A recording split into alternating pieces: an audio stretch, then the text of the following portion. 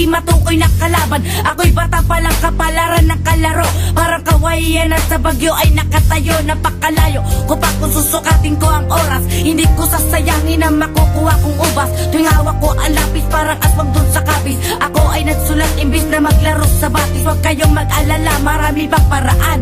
May mga biyaya na sa atin nakalaan. Alam kong marami kaming mga gutom na kabataan. Sabay natin baguhin ang guhit na kapalaran. Mangarap ka.